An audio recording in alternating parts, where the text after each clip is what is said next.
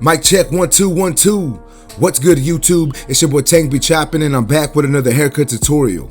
Alright guys, on this cut what we're gonna be doing is a taper on the sides, taper the back, lining them up, you know what I'm saying? We adding enhancements, doing the whole nine, making sure that this cut looks really good. As you can see, I am using my Andis reVite clipper, and I'm starting off with my number 2 lever closed. And as you can see now, my number 2 is open, which makes it a 2.5. And the reason why I reverted to it, or the reason why I went to a 2.5, is because sometimes I feel using a 2 all the way up to where the short hair meets the long hair, it just looks a little too short. So I wanted to make it slightly longer by making it a 2.5 and using a slight flick out motion. And now I'm going back over the sides with that number 2 guard, and I just feel that it gives it a better look that way. So basically we're going to be doing a number 2 on the sides, and then closer towards that parietal ridge area we're going to do a 2 open. But now I'm setting in my initial bald guideline with my trimmer. We are going to be doing a high taper, no C cups, so we're cutting all that down to that length. And now I'm going over that with the shaver.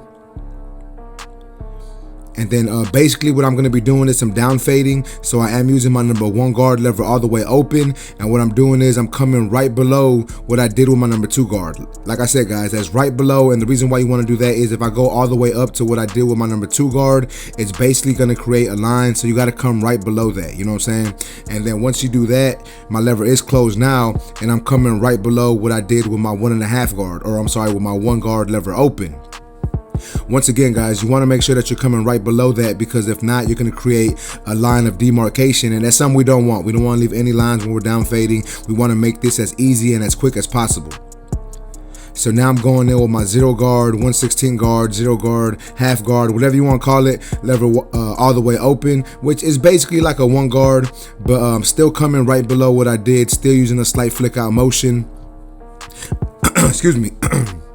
Going over this a good amount of times, being nice and consistent with it, and then I close my lever all the way, and I'm coming right below what I previously did. And now that that is done, I'm going in with my clipper all the way open, and it is going to leave a small line. As you can see here, it's leaving a little line of demarcation, but I'm still going to down fade. So I went in lever open, halfway closed, and then all the way closed, and now I'm going back in with my 0 guard, lever open, trying to get this blend to come together. As y'all can see, that's really the only discrepancy in this blend, is that line that I created with my clipper open. So I'm gonna attack this line, attack these dark areas with my half guard or my 0 guard, adjust my lever as needed, basically just doing some lever play, trying to get that line to come out.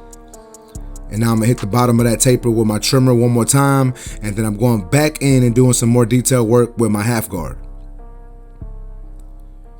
And once again guys, the reason why I'm doing a lot of detail work with this half guard is I feel that's the most important part of this blend. Since it's a short haircut, we're only doing a 2 and a taper. I feel that the lever open to the 1 guard is like a big difference, or not a big difference, but it's a big deal in these haircuts. You want to make sure that that's nice and blended out. So I went over that a good amount of times. Now I'm lining up my client in the back, behind the ear, over the ear. You know, go ahead and set that line in there, because I'm gonna go ahead and line him up after this. So got the trimmers in my hand, you know what I'm saying, might as well hit that line up in the back.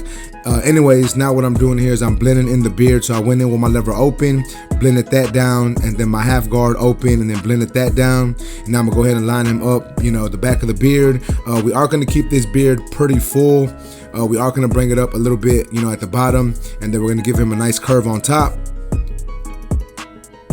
And these are the Andis GTX Exos.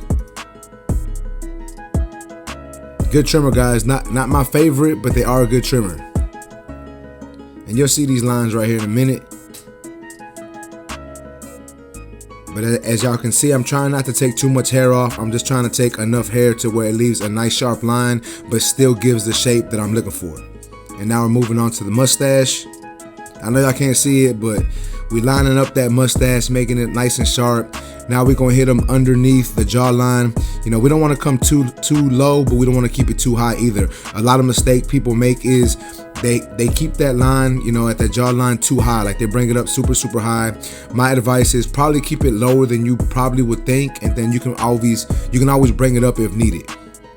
But now we're moving on to the lineup guys. You know, I like to start in the middle of my client's forehead and then work my way over. So I started off in the middle, setting my initial guideline, and then I started working my way over to the right side of his head, or I'm sorry, it's the left side of his head, but when we're looking at him, it's the right side. So we're coming to this side of the haircut, hitting that vertical bar, being consistent with it, going over it a good amount of time, taking my time, making sure it's nice and sharp.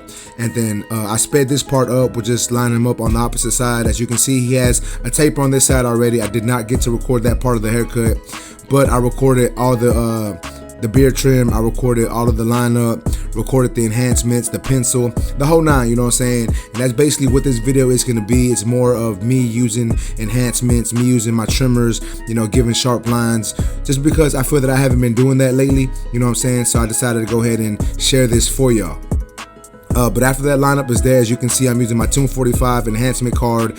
I got some no drip in my airbrush gun, and I'm just hitting up that line, making sure it looks nice and sharp, you know what I'm saying? Basically, we're just taking this cut to the next level. And remember, guys, I don't like to spray too much enhancements. I just spray enough to where it looks nice and sharp, but where it doesn't look fake.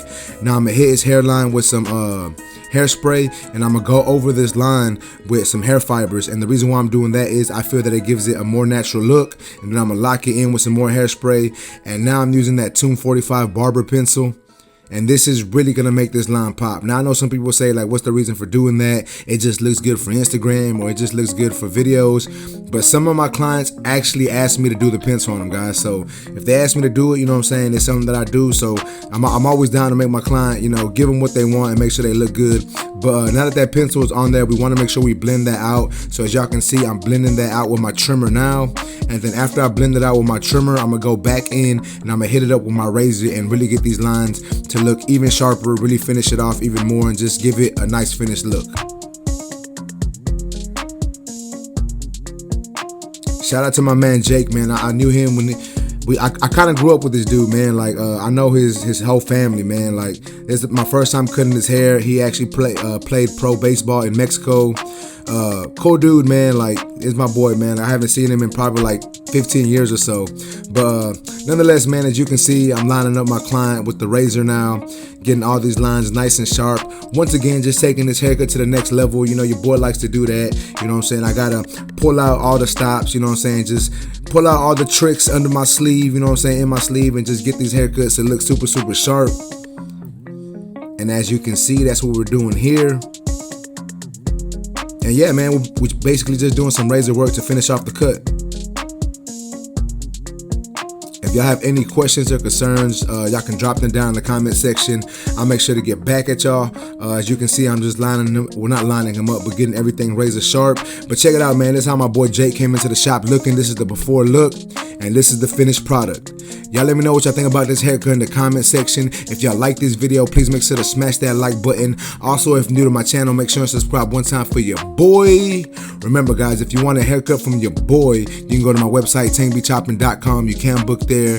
If you want it to be for YouTube, make sure to put that in the comment section, and I will try my best to record it for YouTube. If not YouTube, then I'll probably get it for Instagram, you know what I'm saying? Make sure you follow your boy on Instagram and TikTok, though. My handle, or my I can't even think right now, but my name on Instagram and TikTok, as y'all can see, is in the top left corner, at tank_b_chopping. So make sure you follow your boy. And that's basically it, YouTube. I appreciate y'all for watching. Until next time, let's go. You.